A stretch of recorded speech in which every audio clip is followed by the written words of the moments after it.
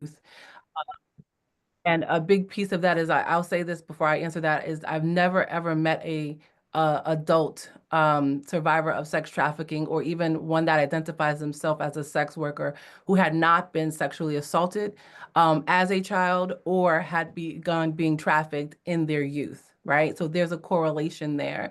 And so how I have found that it's displayed, particularly in the Black community and those of the African diaspora, um, it is, I'll be honest, it looks like strength.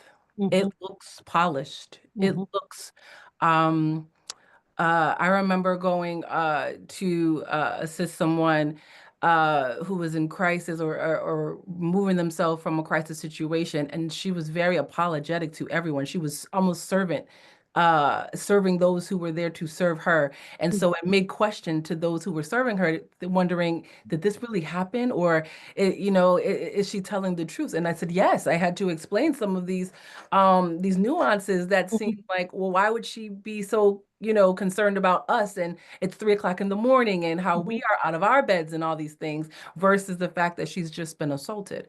And so it looks, I call it the Nicodemus effect.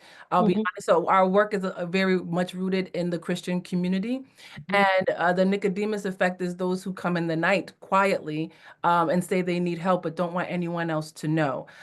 Don't want to be connected to a broader level of services or assistance, or doesn't want anybody, even in their families, to know what has happened or even report it to police.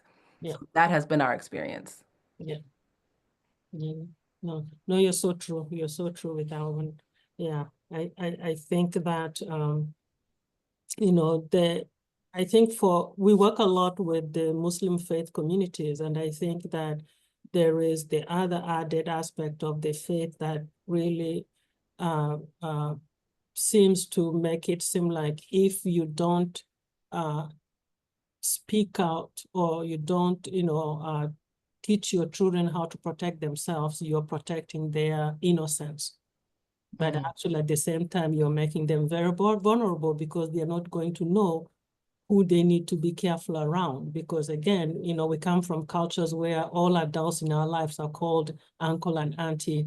And that uncle or auntie might not necessarily be an auntie or uncle who actually is safe for you to be around. Right. Yeah. Right. Somebody who cares for you. And then just to go back to an example, Zeinab, that mother, I believe, trusting a 3-year-old with the people of the community is because they were trust there. They appear to be either uncle, maybe not related by blood, but just because of the way that they live. So we speak the same language, we're from the same background, even though we are from different countries, but I'm safe with you. Without even knowing who those people really are. Because for an adult to be, touching a 3-year-old, I mean, there's a lot of, issue there. But we don't even I call it like a blind trust. That's how I call it. And because we don't question people really, like people heart, people motivation. We just assume right away we are blind. You just assume that it's okay, but it's not okay. So for our young girls, for example, if you're on a call, you're listening to us, and it's very even difficult. It's very difficult for single mom. I'm a single mom, and I understand that it's very, very hard because I had to choose many times not to attend certain events because I didn't have somebody that like I could trust to stay with my children. I had to think twice. I still have to think twice about everything. Yeah. And in a family, because let's remember, guys, like sexual assault is perpetrated at a higher percentage of people around us. No. So Yeah. it's not, those people are no strangers. Those are people in our community.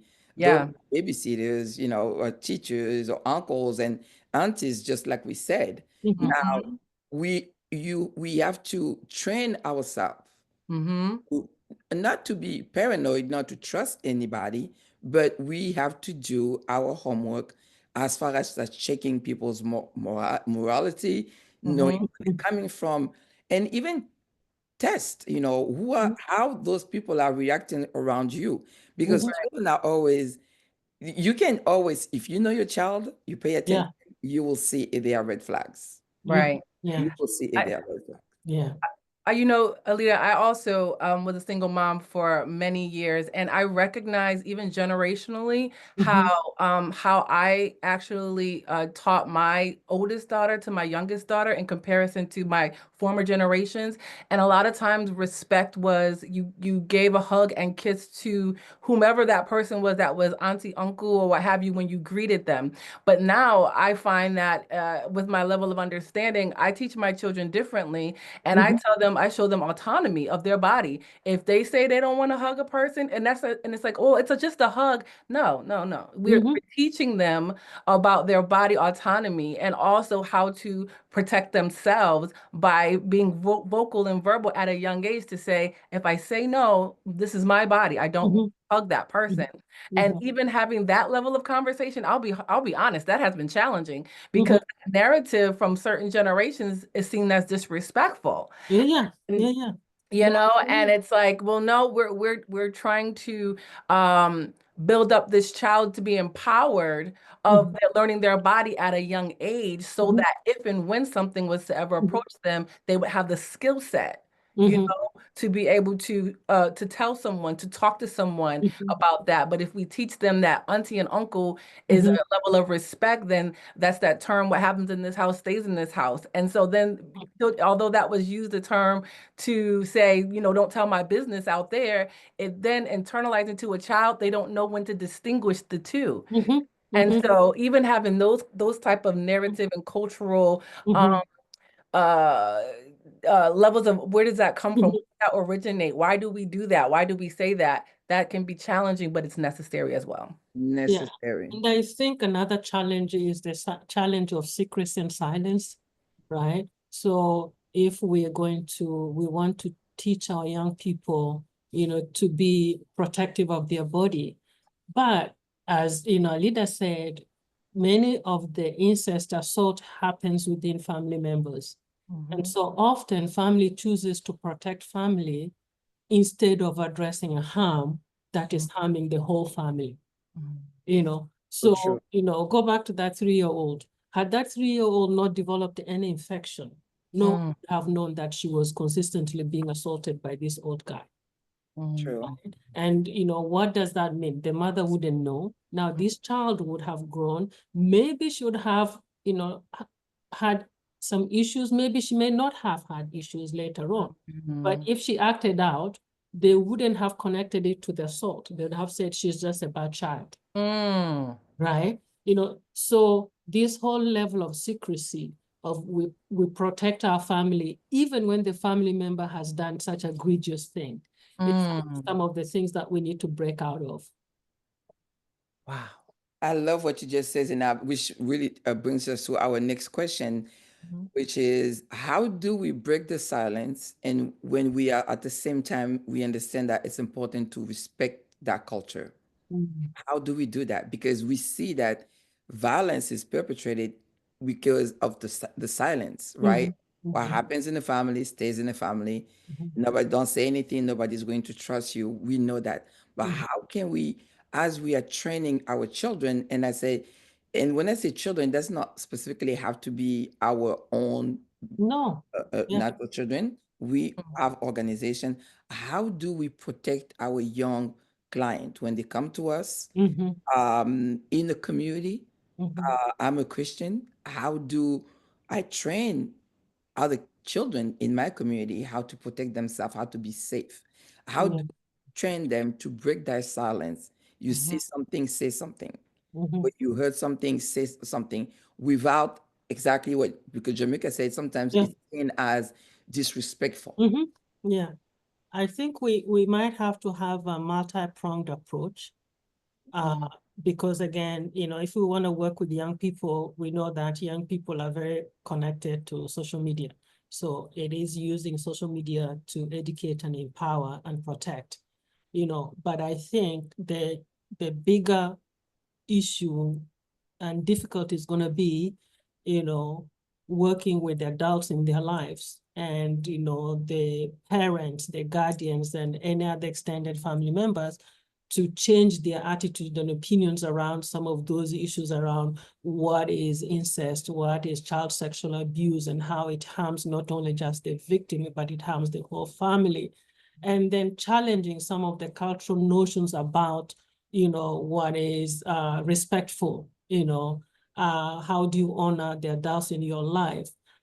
Even, why do we assume that our culture, it's a part of our culture to be silent about such a, horrendous act?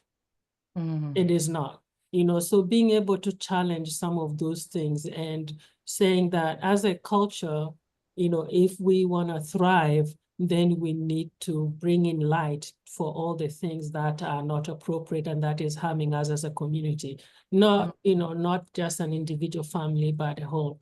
Because when, as all of you know, when an assault occurs in a family, everybody knows, but everybody keeps quiet. So the question is, what did you do? So if you're the perpetrator, this perpetrator has family and has uncles and fathers and brothers and sisters. They know, what did they do? What is your accountability to that victim? Right? So these are some of the conversations we need to start turning around the table instead of saying, oh, you know what, let's just, support the victim and her family. We need to do that. That is critical, but we need to change the culture within the community and we need to start holding everybody accountable.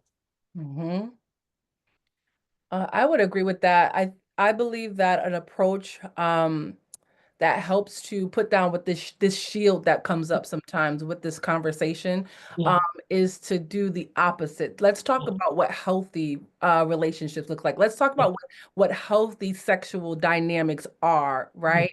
Let's talk about what is sex? Why does sex exist in the construct of that particular cultural society, right? I think having those conversations, it's an automatic boomerang to when it's wrong.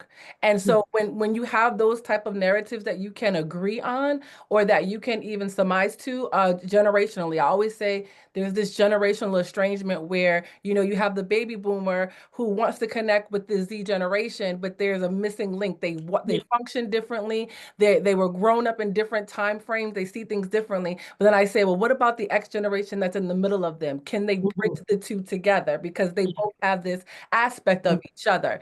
And so utilizing these conversations, even between generations, I think can be key.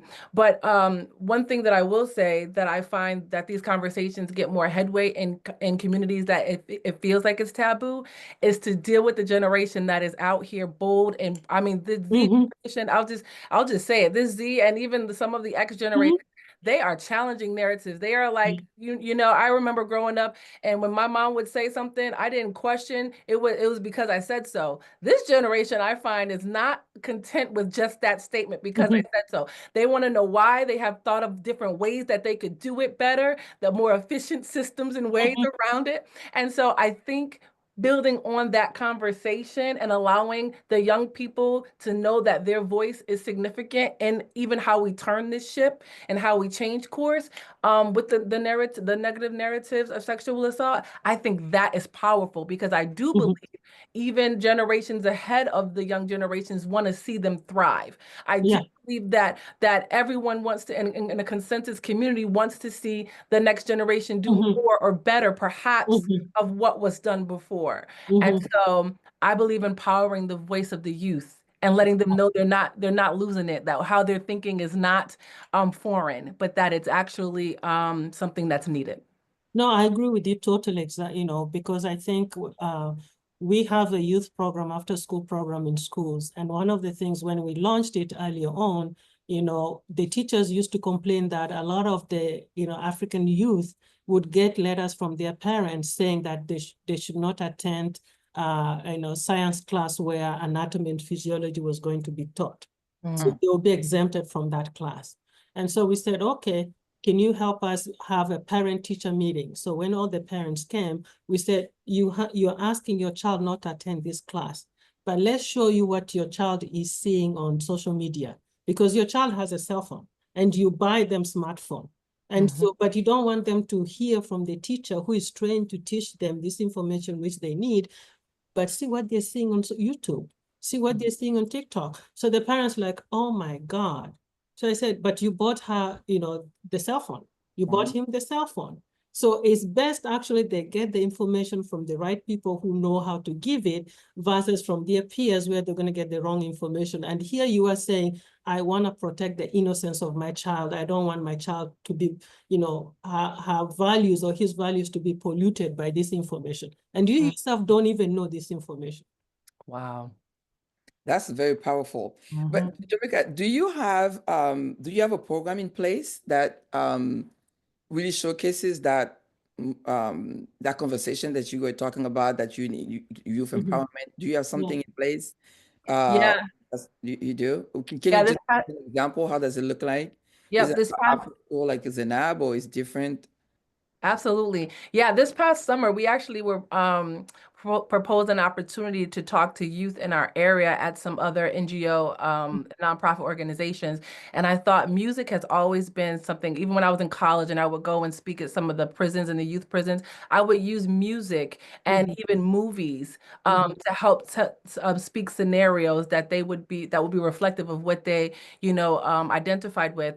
And we created a music series around that where we look at music from different generations and we talk about the sexual violence that's prevalent in music. We talk about healthy relationships. We talk about dating relationships, what violence, gender-based violence scenarios look like. So that's actually something that was created this past summer, and it was really effective in the community.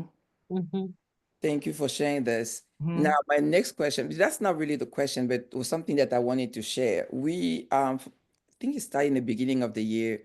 We just felt like the urge to really focus on youth. This is something that, I think I've maybe shared that with Zeinab also. The difficulties that one of the barriers that we're facing is the fact that we really don't know. We're still trying to figure out how to get their attention. So what we did recently, we started going to colleges, having some workshops, and then even we did 2 after-school programs in Manhattan. And the conversation, what we heard is the fact that many youth get discouraged when we're inviting them in spaces like that to have a conversation, because they know that adults are not ready to listen to them. And they come with the idea that somebody thinking, oh, they will not, and they're not willing to listen and to understand us. So they're coming in already with this idea, like we already gave up on them. Like you said, Jermika, or even Zeinab earlier, it's very, very true in like many African culture when the parent is always right. Yeah. Adults are always right. It can be like a community leader, anybody in the community who's older. Because they're older, they know better than you. Because they're older, they're always right. So you have nothing to say. But at the same time, you're saying that maybe us, we are from a generation when your mom said, don't watch that TV show, you would not watch the TV show. You would not even ask why. Yeah. Now, I have young children. If I tell them, don't watch the TV show, it doesn't have to, they're not even thinking not to go against my authority. It's just like, they just generally just asking the question, why, mommy? Why? Yeah.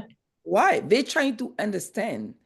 Do we take the time sometimes to really understand the reason why we don't want them, or we're not just saying no? I had a lot, because I heard sometimes in conversation, young children telling us, they say, and every time you want to ask why or understand, get an explanation, he will tell you, or she will tell you, I had a long day. I was at work all day. I had my own issue. I'm not here to be lectured by you or to give you any explanation. So without even realizing, they're shutting the doors right there.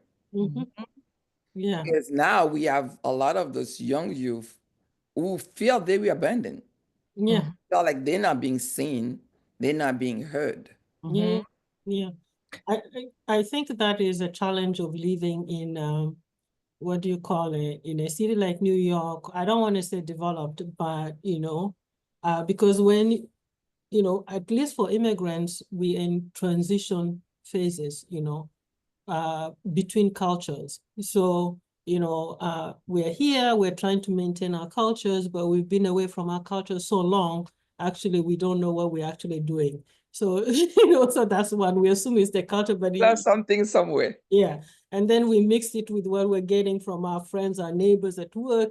And so we adapt some of those. So we're in this, place, because that also means that where we used to have this cohesive information, wherever your child goes, to the auntie, to grandma, they get the same information. They go on the street with their peers, they get the same information. Everything is similar. And the frame of reference is no longer the same, because we no longer have the same frame of reference. Because you could go, your child could go to their school friend's house, and there they might be totally vegetarian and they don't want to see anything. And then go to another household where they will be eating pork. And then, they come to their house and they're Muslims and they don't eat pork, they don't do anything. So you have these different cultural references going all over the place. So as parents, I think parents are fearful because now they don't know what to do, because now there is no shared frame of reference. And now the parents are actually at a disadvantage, because now the children get more information. Mind you, if you're a parent who doesn't speak English, who only speaks French, your child speaks English and reads more than you do, and you don't read, you're at a disadvantage, right? So how can you hold on to your child and want to guide your child? The only thing to do is to say, do as I say, not as I do, right? And be so strict. And then you want to go into places because you have no idea what your child is doing. So instead of leaving the space for the young people to get what they need, you want to be there because you're actually much more vulnerable than your child. So for the immigrant parents that we're working with, they are much more vulnerable, and they don't have access to the information easily that their children have. They don't know what their children are doing. And there is no, when I do parenting classes, I joke, I said, when you arrive at JFK, there is no yellow pages that says, Miss Fulani, you've arrived here. These are the 10 things you should not do. And here is the phone number. There is nothing like that. You arrive and you have to figure it out, and that in itself, it can be very traumatic. So all of that, then we have to help parents maneuver. We have to help parents develop ways to talk to their children. Because, some parents, I tell them, have you ever actually really hugged your child and tell your child, I love you? For no reason. Not because they did something good, not because they, made you happy, but just because you love them. That is what a parent does. And so for many of our parents, we've never had that before. So you say, why? My child knows I love her, because I pay school fees, I pay rent, I do this and this. Why should I be telling her I love her? Understand? So this cultural change that we're in the middle of, between what we knew, between what we don't know, and we're trying to struggle to figure out how do we fit in this middle. I think that I think with all of that, if we had all of that in conversation to answer a parent saying, why do I have to give an explanation to my child, right?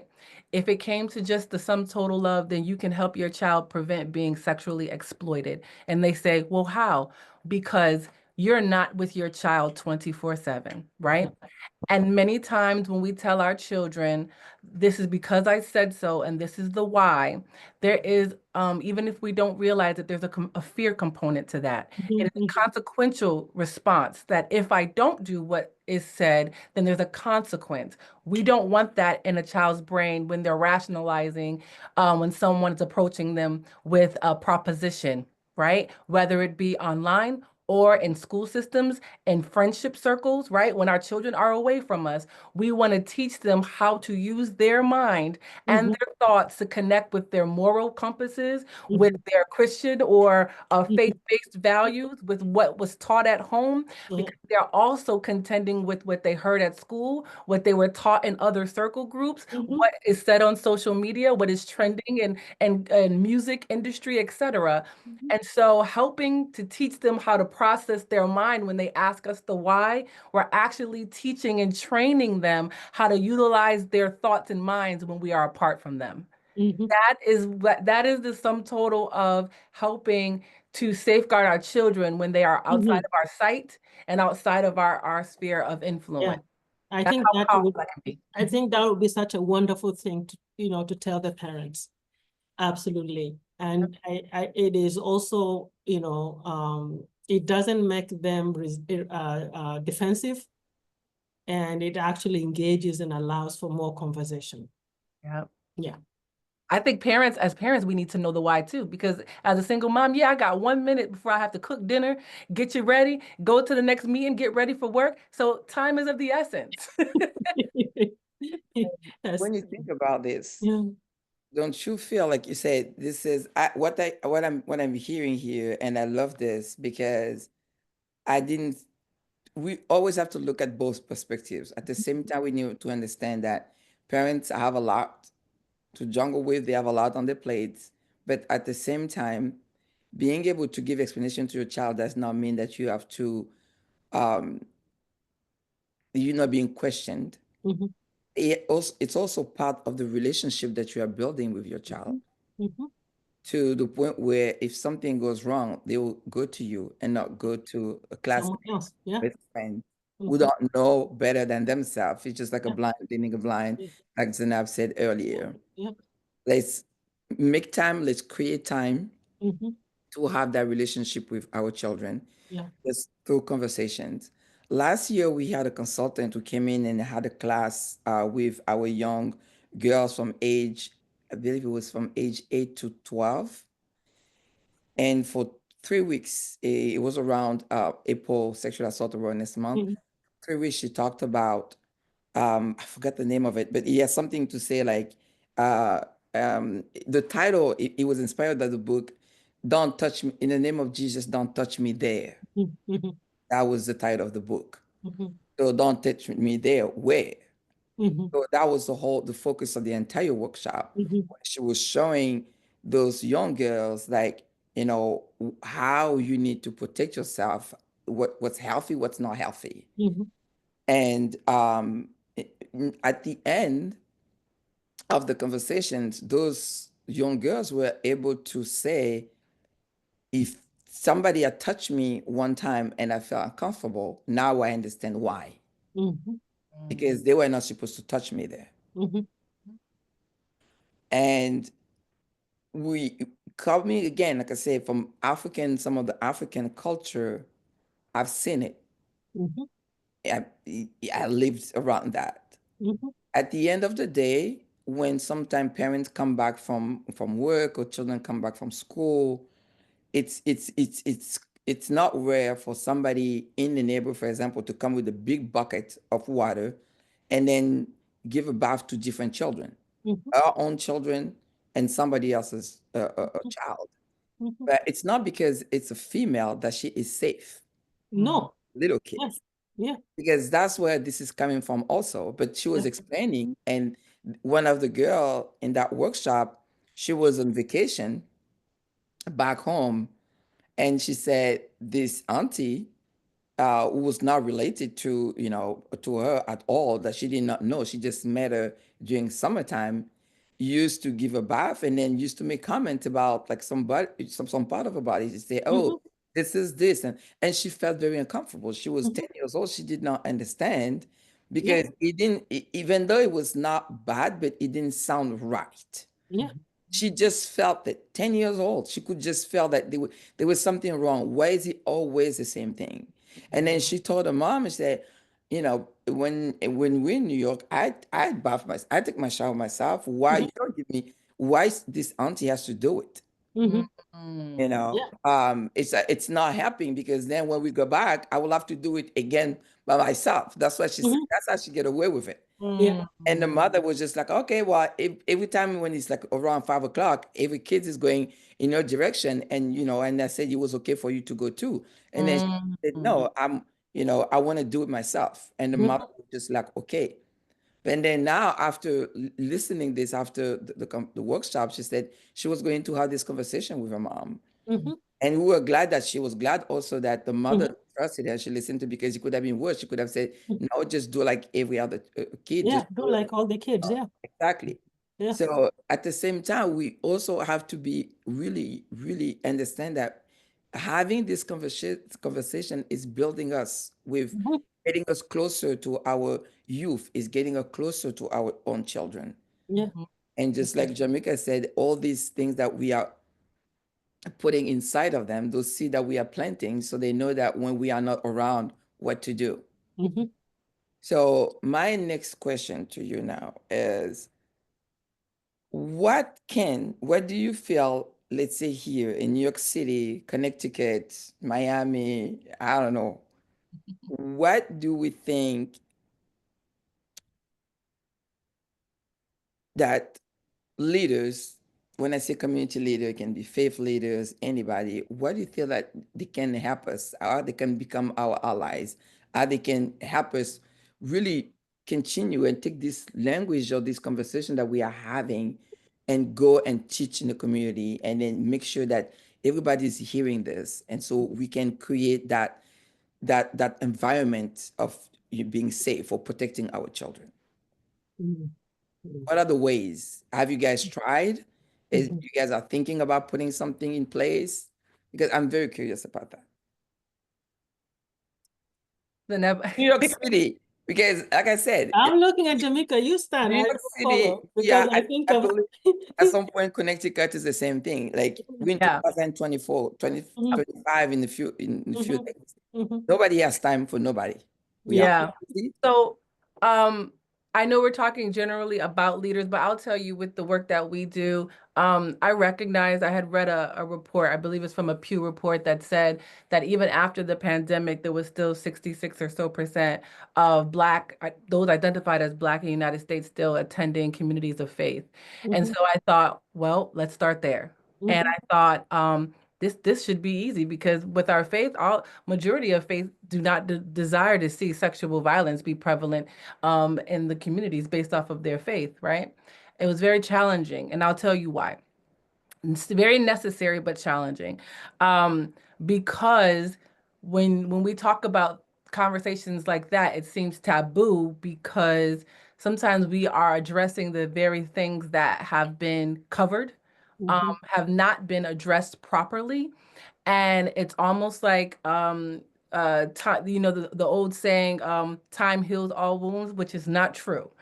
And so uh having these conversations and having to go into that type of environment, knowing that type of barrier, I have found success. In regard to, when I say success, it can't be measured in particularly numbers. It is literally any community of faith, those leaders are trusted, what I say, trusted messengers. And that is, if that person stood before the group of people, if people trust that individual, and that person said sexual violence is wrong, just that statement coming from that trusted messenger can speak volumes if two things are present with that messenger. If they are consistent in their lifestyle, being reflective of that, right? And then they also will connect and do something when someone reports, because there's never been a time that I have had that happen, that someone did not report being victimized. Then what do you do when I say something? So having those two components in place, it can be powerful in changing these negative narratives and disproportionate numbers of Black people, or those who identify as being Black or African diaspora, etc. It could change that narrative so significantly, because when we look at those numbers being so high, and those being affected, but then seeing those being served being so marginal and so small, there's a disconnect there. And I believe that leaders, whether, again, communities of faith, community leaders that live in the community, I say even the lady who lives on the porch, who has lived in that unit for 50 years, she is a leader in her neighborhood. If she stood up and said, this is wrong, it could be so powerful in changing the narratives. Yeah. No, I think I agree with that. And I think to add more to that is also to say, do some of the leaders know exactly what it is? Because not all of us are very knowledgeable about, childhood sexual abuse, incest, or, what it is in its broad comprehensive definitions, and then, what we can do or what we should do, and our role in the community. So I think being able to then maybe create information that is easily discernible and shared publicly about, what people can do, but, not making it an issue that affects only a victim, but saying, this is our responsibility as a community to each and every one of us to make sure our community, is safe, to create a community that's thriving, that everybody is valued in this community. And so as members of this community, what do you think your role is in preventing and stopping and holding perpetrators accountable who are, of sexual assault? I think that's one. And, as someone who works a lot with the mosques, I know a lot of our, religious leaders actually, don't know anything about, sexual assault. So they don't know much about it. But also from a religious perspective, any sexual assault is forbidden in the faith. But what does that mean? It also means that then it actually silences survivors, because if this is against religious jurisprudence, then you can't speak up and say, I'm a survivor, because then you'll be looked at as someone who is unclean, who is, this and that, and the consequences are multifold. So that's another part of it. And then I think the other part of it is also the discomfort of talking about, sex and connecting it to assault culturally. There's that discomfort. And so we need to figure out ways of how to break those things. Yeah. I'm very disappointed because, like I said, with everything going on, and we are still struggling with the same issue. Oh yeah. Oh yeah. Yeah. So like, I'm very disappointed. It's sometimes very discouraging because when is this going to end? When is this going to end? And how this is going to make sense one day? Because you said, Zeinab, it doesn't matter if you are Muslim or whatever your religion, no religion should promote violence. Yeah. Right. Less sexual violence. Let's just take this. Yeah. Okay.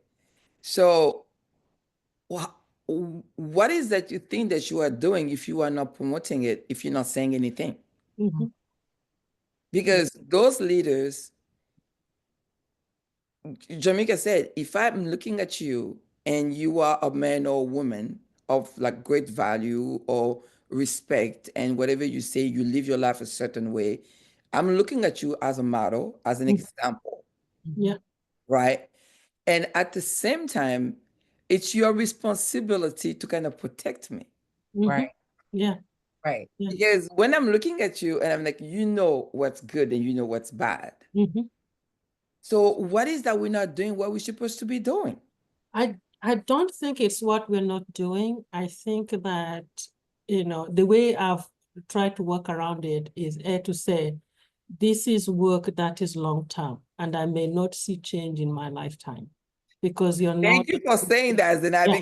No, it's true. It is, it really seriously is true, because you're not only just, helping survivors, you're trying to change a culture and people's behavior. And that takes a lot of work. And you're, but not only just, you trying to do the work, but you have external forces that are also trying to make sure you don't succeed in what you're doing. That's right. So as we're trying to change the society for better, now we have social forces that are trying to push us back into the 18th century. Yep. With the whole idea of, oh, now, you're promoting feminism. So you're promoting, and you're anti-family, for example, you're anti-family if you start talking about protecting of our girls and children in the home. We should prohibit sexual assault. We should really talk about it. We should hold the perpetrators accountable. The other forces are now saying, when you talk like that, you're a feminist, you're anti-family.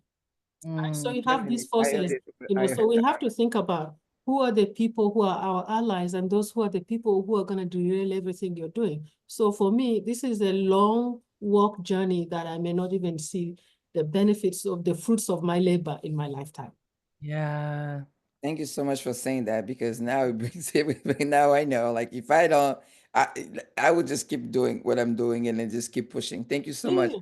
I just wanted to remind us, it's 1:52. I've seen a few people raising their hand. We are going to start the Q&A in a few minutes. I'm just going to ask 2 more questions, and I'm going to open to all of you guys in the audience to ask your question.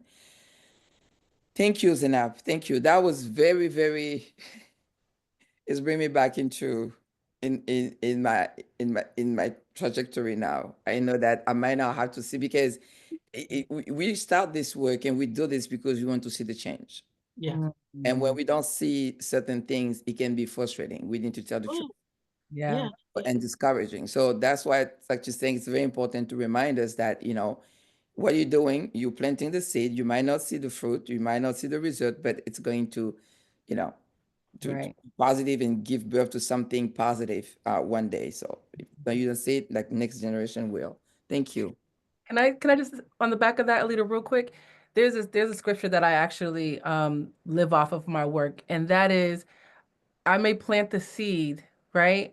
Or even water the seed, but it never says that I would produce the outpour. It would be the person that I planted the seed in.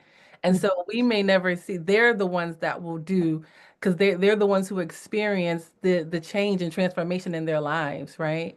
And so that's the part that I remember. I'm like, sometimes I'm like, if I thought it was going to be 100 people in here and it's 2 people, that's all you need, is those 2 people.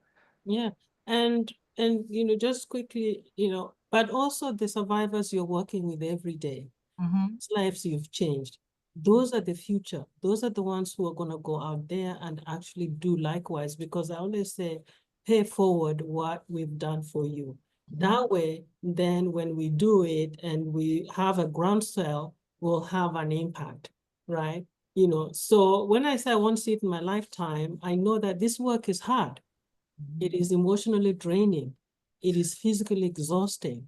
It's intellectually depleting, but it's also enriching and rewarding as well. Thank you so much, ladies. My next question is, what strategy do you guys have? What you can share with us that you have seen that work in your community when it comes to healing and restoration for survivors of sexual assault? I'm sorry, before you answer that question, I just want to say, I saw another hand. Is it possible to write your question in the Q&A? If not, then, like I said, just two more questions, and then we're gonna take to the panelists, and then we'll be taking your questions live. Thank you. So I think some of the survivors we've worked with, we've used different strategies for healing. So some of our survivors have, said, prayer has helped them, heal.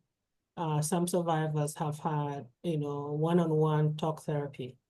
And some survivors have had, using arts and crafts, like, we had a women's group that created beads, necklaces, created, jewelry. And each survivor chose a color that represented the empowerment and their story. So they created, and we said, okay, let's give those jewelry to anyone in your life as you are struggling, going through that, who actually comforted you and held you. That way you can say thank you for being there for me when I was at my lowest point. So we've used some of that. We've used quilting, using quilting to tell the stories of the assault and the trauma and moving forward. So, and we've used henna, like a lot of hand painting henna. In Sudan, where I come from, women use a lot of cultural beauty, like, using henna, using what you call bukur, smoking yourself with incense and sandalwood so you can feel beautiful. So we've used some of that for the survivors so that they can feel beautiful and sensual and take away the connection between sex and the assault.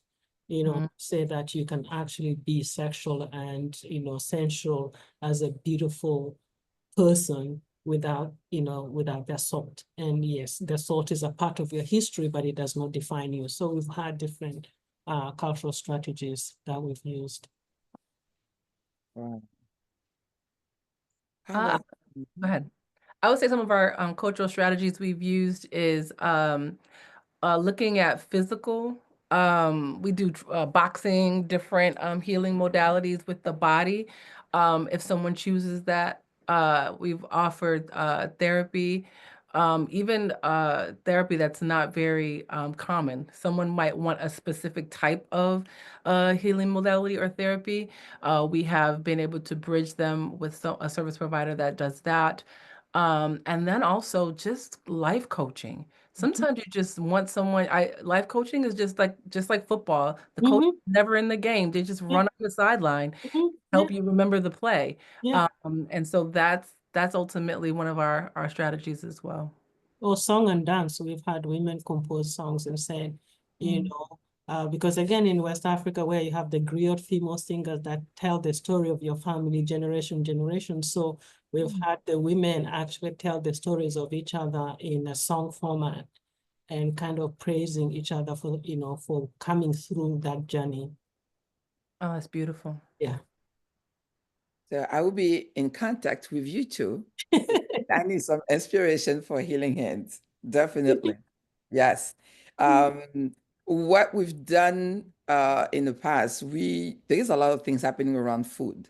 Yes. So we've had, so I think it was right after the pandemic, we were able to access a professional kitchen, and we invited women because a lot of African women like to cook, they like Yes. food. And So you still owe me some beignet. So. I do. I owe you some beignet and some fried rice. I do. I remember that. Don't worry about it. It's on my list. It's on my list. And I love food. I love to cook and I love to eat too. So we had an amazing time when we learned, like, each person was able to cook like a dish or something, a side dish or appetizer, representing a culture, and then we're able to discover and share the food. And last year we did the same thing for um, Black History Month. We had a cuisine discovery. We're from like Central Africa. And so we ate, we enjoyed, we talked about the ingredient, we talked about, it was very, very healing. So that was good. Another thing that also we have not done it this year yet, but we had the healing corner. So that was faith-based, and I remember like ladies every time when they came in, they were looking for that moment. So just that one evening when they came in and they knew that nobody was going to judge them. And then they came sometimes with, their burden because they knew they had a team of warrior on the call that was ready to carry that with them and pray for them, and they would even give the prayer subject, and that somebody will go and intercede for them during that week. So that was very, very powerful. And we have not done it this year, but definitely next year. And I like you guys talked about therapy. So therapy, like I said, what kind of therapy? Because I share this a lot. We had a client who was sharing with a therapist that she knew that her husband was doing voodoo on her, and she was very scared, and she was looking for a way out. And that therapist thought that she was just, having some hallucination, and she was very stressed, and it was just a form of PTSD. He didn't believe her because he did not know what voodoo was. And for him, it was just like it's one of those legend, the things that we hear, does not really exist. So she felt very disconnected. She felt insulted. And when every time we tried to connect her to some type of support, she was very she was very direct, and she told us right away, if you're going to treat me and tell me all this about me, I don't need that. I heard that, that's enough. And that's how we find out that, unfortunately, that person was just not educated. But voodoo exists. It's a daily type of activity in so many culture, and not only just African culture. You know, we were like, in the trip, I don't want to say the name, not a long time ago, and that's what they do all day long. It's part of their culture. Right. And Yeah. so she needed somebody who could understand her when she was explaining all these attacks that she was receiving from her ex-husband. Somebody would tell her, like, maybe, I don't know what that person need exactly, but I'm just saying that when we're talking about therapy, I don't know for you guys, but we try to really to be careful about what kind of therapy, because we need to take that into consideration. And that's the reason that we are culturally specific, isn't it? Yeah, no, Right. absolutely. I mean, we know that the traditional talk therapy may not necessarily work for many of our, survivors, because again, we don't come from cultures where you sit down and then you say, oh, my dad did this, that, no, because many of our survivors say, oh, you talk therapy, go to talk about what, but if many of our survivor comes and says, and we've had some who've come and said, I see I see snakes when I get into my apartment. Someone is doing something wrong to me. So the question is not to dismiss what they're feeling, to say, okay, when you see that, what do you do? And, do you know anyone who can help, with making sure that you don't see that anymore? But what are some of the cultural things you can put in place for you? So some of our, say, okay, you can bring an incense, you can burn an incense in the house. Do you want to bring someone who can come and pray within the household to make sure that they cleanse the house? How can we cleanse the house? Are there some things that we need to do for you to make sure that you feel safe when you go back into your house? So making sure that you work with that survivor, and let them tell you what their safety looks like and what protection looks like, and how can you work with them so that they develop the tools and the skills, to protect themselves. It's not your job to dismiss what they're feeling. Thank you. Very important. Yeah, it's not our job. Yeah. No, it's not. I would say, Alita, so just like I mentioned Sawubona, I show up as my full self all the time. I am consistently myself. And so even when I'm working with someone and they say they have some of those complexities, I am going to let them know who I am by being who I am. But also asking them the questions that are needed to find out who is perhaps a good fit for them that I could recommend to them. So I'm not requiring anything, but I am definitely going to hear what they're saying, also present myself as to who I am at all times to them, and then tell them this is who I know, this is what they do, and do you want me to connect you? I think that's how we make therapy and different healing modalities a priority. So can I just clarify this? When I say that I'm full, It's so trauma informed too. yes, it's very. But when I say I show up fully as myself at all times, everyone knows, yes, we serve everyone, but I am a believer in Christ. And so I show up fully as a believer in Christ in the work that I do. And so I will ask the permission to share. And sometimes that can be helpful with determining what route they decide that they want to go. Yeah. And it's okay also sometimes to tell a survivor that, I'm not sure I can help you because I don't have the tools and the skills to support you. That's right. Is it a better, would you allow me to connect you to someone that can help you and be able to support you better than I can? And I think it's okay to acknowledge that. It is very okay. It is very okay, because we don't know everything. It is very okay. So 206, I'm so sorry, but we have a few questions. I want to take those questions. And so Zeinab and Jermika. So one is, I don't know if I'm allowed to say the name, but I'm just going to read. I don't know if it's a question though. No doubt there is a long road ahead, but has any changes happened positively in the last couple of years that gives you hope?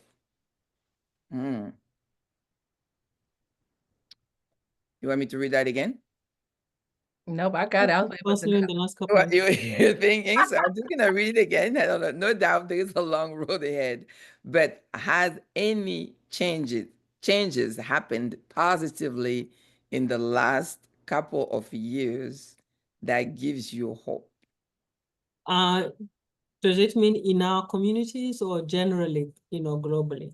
Because, in the last couple of years, we had the Me Too movement and all the, rich white guys held accountable to, their shenanigans and assaults of, women. And there's what seemed like a public reckoning of, men having free ride on assaulting women. But I think we've also seen the backlash of coming back.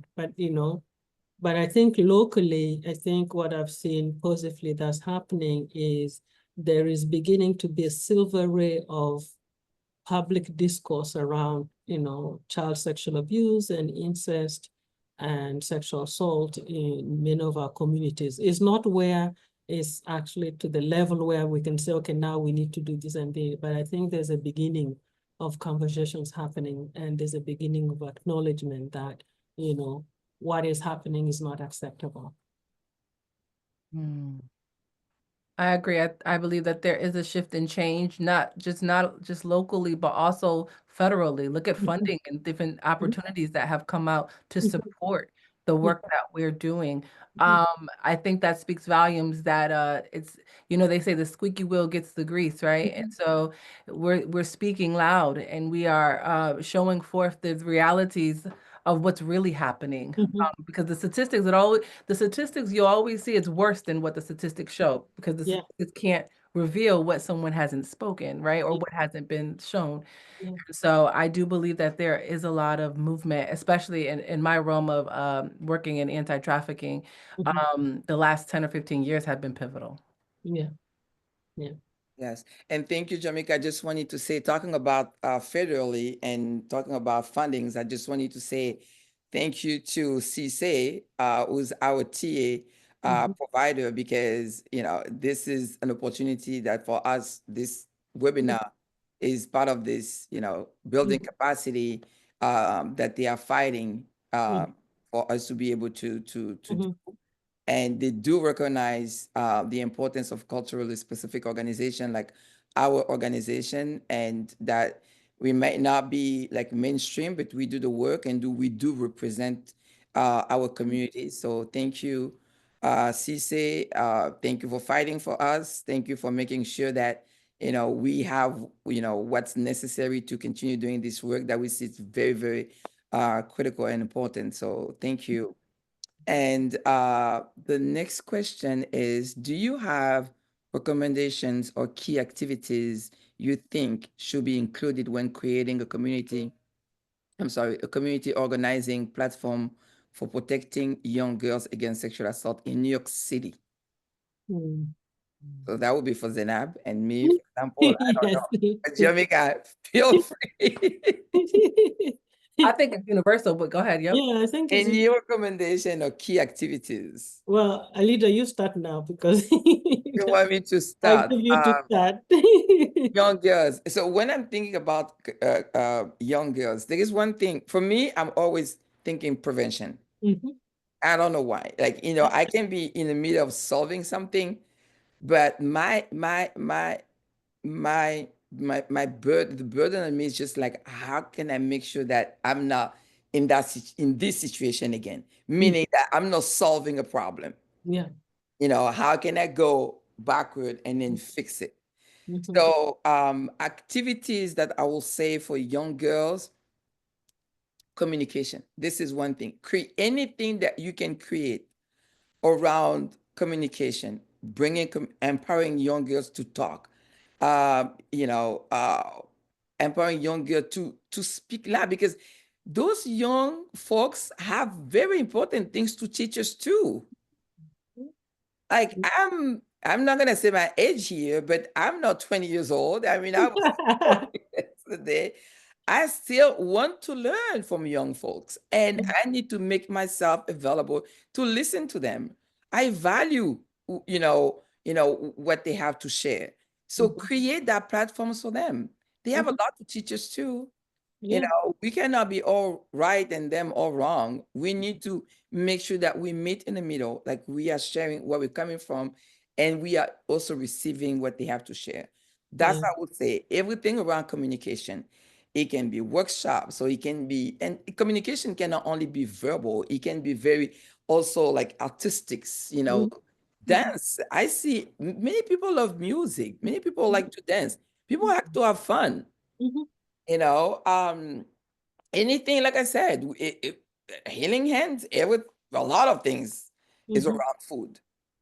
If you are like us, well, create, you know, this platform where, you know, you can have young girls come in and around, like, you know, making maybe that beignet that I have to make for Zeinab. They're sharing what they're seeing, you know, in school. They're sharing what they're seeing at home and things like that. And it can be artistics. It can be, you know, they've been through so much that they need to, and you know, unload. So are you creating something to help them, you know, get to that point? Yeah. That's what I would say. Prevention for me is like it's very key. Let's think about what is not working right now. And let's not wait for the problem to occur to realize that, okay, this is occurring because this did not work. Let's talk out loud. Let's have those conversations. You know, people have a lot of conversation on social media. I'm sorry, like the content is very sometimes not necessary. Let's start having those content and let's be on those platforms. I'm not a TikTok person. I need to learn to be on TikTok. I need to be there and listen and have a conversation about what I think is very important. Just like you guys said, those leaders needs to be on social media too. It's not like just being in a community saying that, okay, sexual assault is wrong, but if they can be in some type of, you know, a media platform and say that, that's going to be very, very important.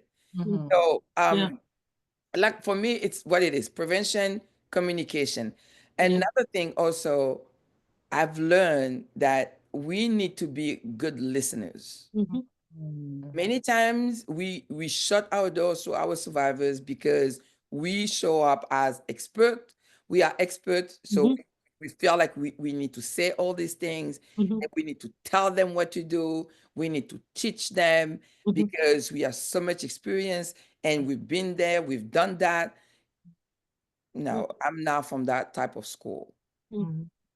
Yeah, a powerful activity for me will be just to create a space where those young girls can come in and just tell me how they feel and tell me what they want to say. I give that example when I do trainings. I had this young girl, I was just getting to do an intake. We had like 4 or 5 sessions. And one of the session, she was triggered and it was online. She cried so much that she put her head down, and I was very scared because I did not know if she had taken something before that caused her to sleep, or it was just like a posture that she had chosen that was very comfortable for her at that moment. But she literally fell asleep. She started snoring. I never ended the call. Wow. I never ended the call. I stay on Zoom with that young lady. I remember I had to go pick up my children at school. Wow. So I took off my camera, but my son was still there. And she knew that I was still, because when she woke up and she was like, "Are you still there? Is that you?" I said, "Yeah, that's me." It's like, "Why you ended the call?" And I said, "I didn't know if you were okay." And I didn't want to take a chance. Yeah. And that was it. After 5 or 6 sessions of trying to get a conversation with her, what I did right there just told her this is somebody who cares about you. Yeah. And Absolutely. then I did the intake and I had a conversation to the point where there was just maybe so many more information that I needed to hear. But that was the bridge, that bridge that was created right there. Yeah. So for me, and it shows me every day, sometimes you just have to listen. Be a good listen. Just listen. Don't Yeah. say anything, just listen. People need to see that they are heard, that they are loved. They need that. We are human beings. Yeah. With everything going on nowadays, Yeah. not true relationship, friend not being friends, and everything just being out of order. Yeah. They need real people around them Yeah. who love them really sincerely. Because if he was my child, I wouldn't have taken the chance to hang up on on that person. So I did the same thing. Yeah. Yeah. Yeah. I did that for her. So for me, that's what it would be. It would be just to create, because like I said, specifically in New York City, when people don't have time for nothing, create a space where they know when I go there, they have time for me. Yeah. That would be my recommendation. Yeah, I think that I'll go back to what Jermika said earlier, because young people are almost always on social media, creating something on social media where young people can get accurate information on healthy relationships and begin to know what is not appropriate, what is, appropriate, what is, healthy relationship, so then they can be able to have those conversations with their peers about, what's going on, and then connecting them to support systems if they do need support, if they do need to, advice or guidance. But start with where young people actually get more information, because social media has a lot of, like a leader said, a lot of nonsense. But being able to create something that will give young people information, the right information, I think is very critical. And I think it will help a lot of young people, in New York City. Yeah. Thank you, Zeinab. I don't see any more questions, but I just Raquel, I saw you had you raised your hand. Yes. So I just you can unmute yourself and ask your question. I'm sorry. Hi, Elena. Hi, everyone. Can you hear me? Yes. Okay. Actually, you've already answered my question. But I would like to add on to it. I asked a question about community organizing and key activities in New York City. Can I expand on that question and ask specifically about policy as it relates to community organizing and activities? It doesn't have to be specific to New York City, but I'd be really interested in what policy recommendations you guys would have that we can see throughout the country that generally should be organized for with regards to protecting the boundaries. Okay, I don't know if you guys heard the question, but Raquel, for me, it was just kind of muffled when you were talking. Did you? Yeah. So if you don't So mind, Can you just guys go hear to me? type it. Is this better? this is Yes, this is much better. Sorry, my microphone was down. So what I was saying was that I wanted to expand on my question with regard to community organizing and key activities in New York City to ask generally if there are any policy issues that you guys see throughout the country that should be organized by us folks on the ground that could create a collective movement throughout the country.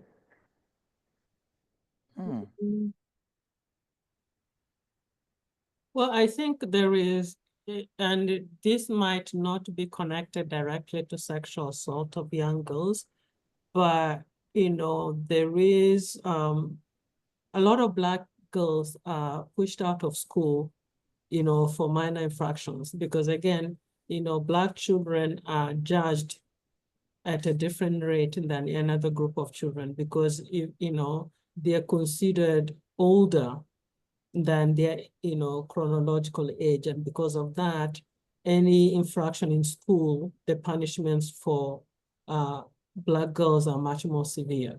So the idea of having schools respond to the needs of Black girls is I think a policy idea that we can mobilize around across the country.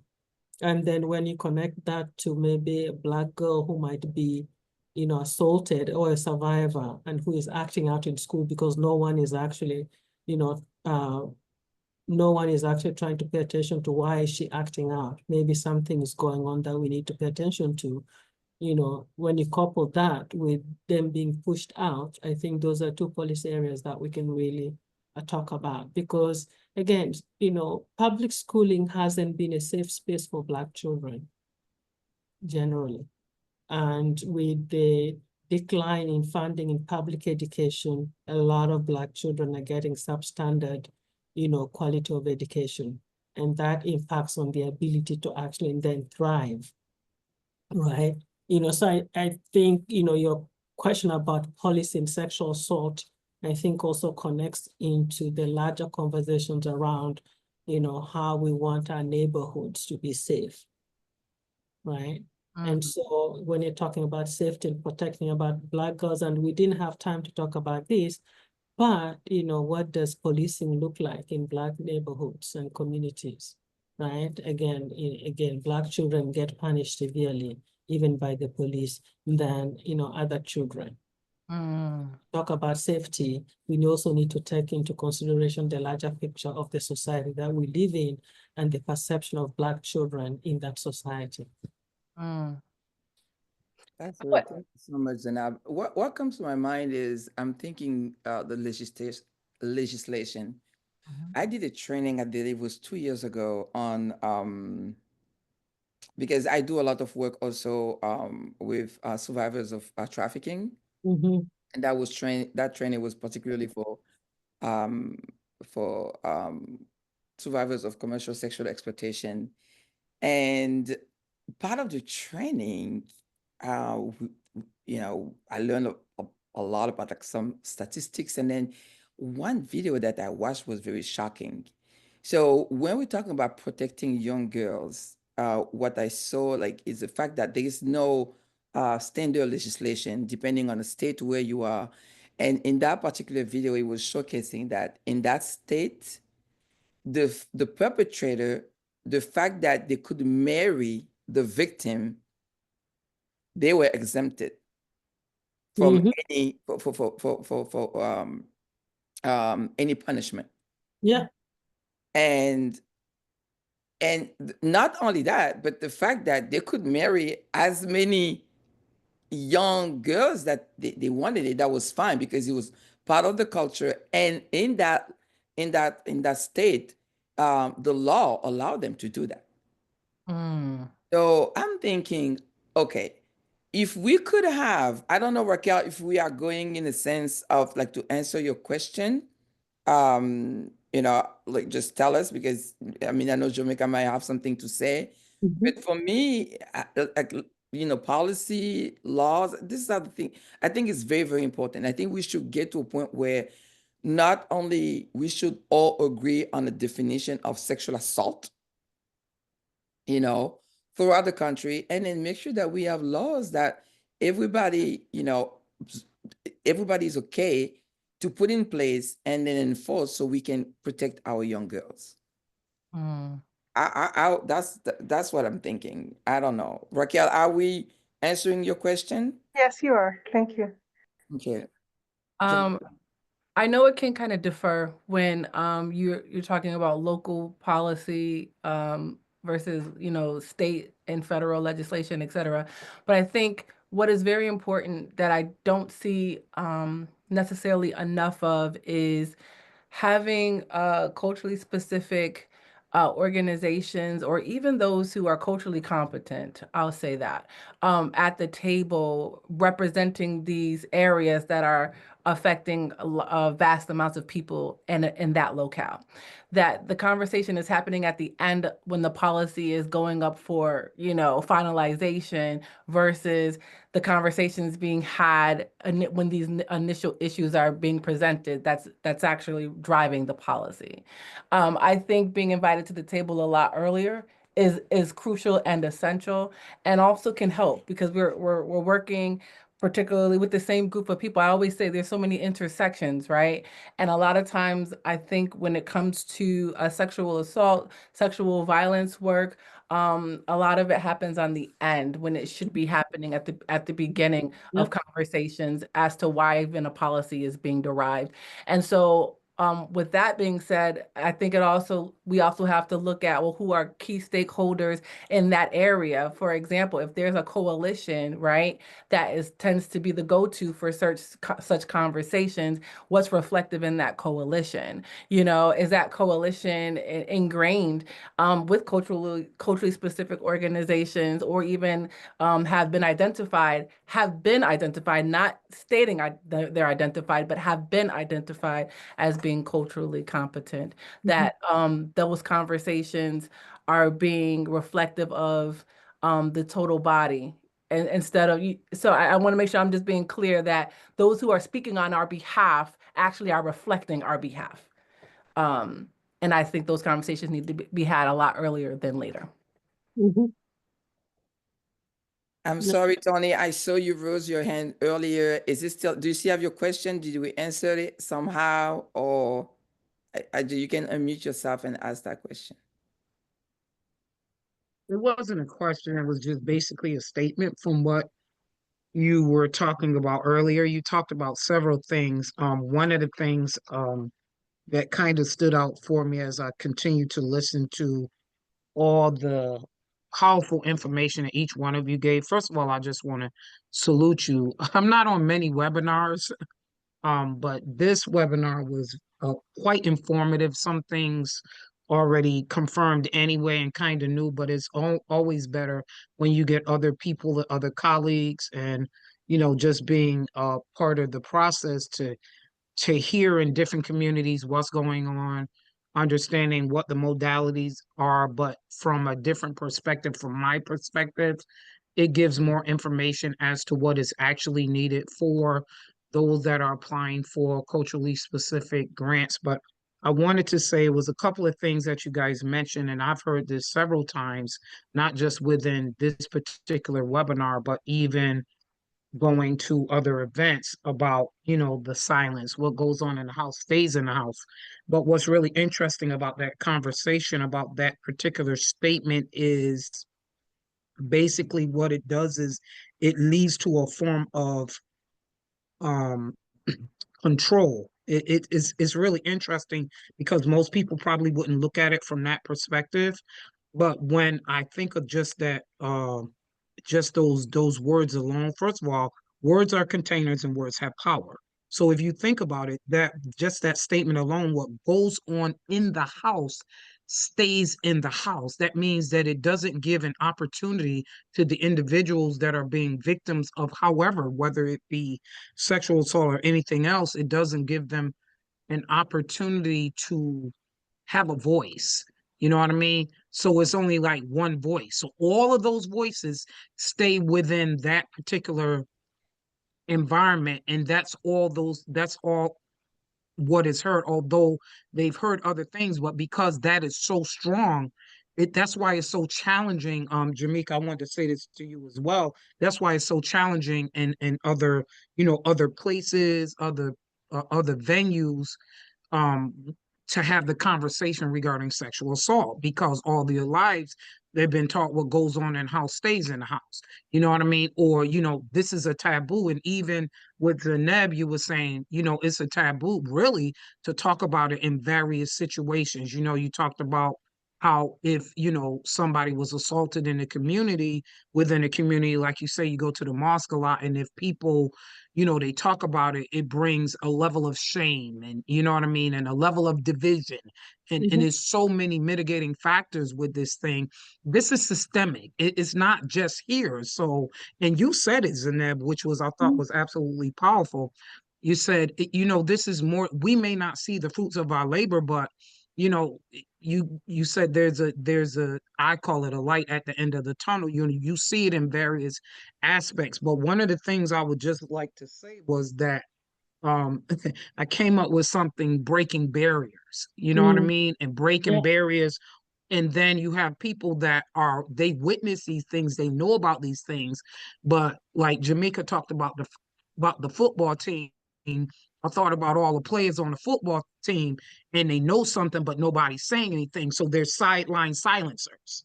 And so those are the things that have to be, really broken when you think about even how you're marketing. You know what I mean? Like something that's catchy and they wouldn't even, you're not deceiving people, but you know, something that could pull the young people in. You know what I mean? I always say you got to be hot, honest, open, and transparent. Talk where they live at. You know what I mean? You got to know the language of the culture. One of the hardest things, and Zeinab, I appreciate you guys saying this, the hardest thing to change is a culture. But part of changing the culture is changing the mindset. And so when you change the mindset, you could change the culture. You know what I mean? And that's a lot of work, especially if it's been done for several years. So I wanted to just say, I salute you guys. Is a phenomenal webinar, very informative. Thank you for listening to us. And Yeah, normally I don't get on webinars, so I'll be honest. I mean, every now and then, but this one intrigued my interest because I'm always talking about this outside of, you know, I'm a firm believer in unpacking. I call it unpacking now. Having the capacity to unpack, working with somebody right now, which is really interesting. And the way, you know, I'm a firm believer, you know, I'm a believer. The Lord just gave me a strategy on how to unpack some of the things that's going on with this person. I kind of knew what was going on anyway, but you know, it's just really interesting because every person is different and how you handle them. You got to be very mindful of how you handle people and always be a level of confidentiality and amnesty. What you hear in a group, you don't use it against somebody. So I think that's really important. But like I said, I salute you, all of you guys. This is phenomenal. Well needed. thank you so much, Tony. Thank you for your questions. Yes, Thank you, everybody, Tony. for joining us this afternoon. It's time, and really, Zeinab, thank you. Jermika, thank you. You guys have so much to share. You have so much knowledge. I'm I'm blessed to be part of your tribe. Blessed to be part of your community. And I know that I can always go to you, but just as I was listening to you guys, I know that for many things that I'm thinking about, you know, putting in place, even here, Healing Hands, I know that I will have some conversation with you pretty soon about implementing some of the programs. And once again, thank you for your time. Thank you for everybody who joined us this afternoon. Tony said that was very informative, you know, so that's it. If that was, we reached the goal, you know. So we are very blessed, and then we're happy that, hope that everybody got a piece of information that's going to be useful or helpful. And, to our next webinar, God knows when, but thank you again for your time, ladies, and really take care of yourself. And thank you for doing this very, very difficult work that you do. Thank you. Thank you for inviting us. Thank you, Jermika, for sharing the table with me. It's an honor to be a part of this critical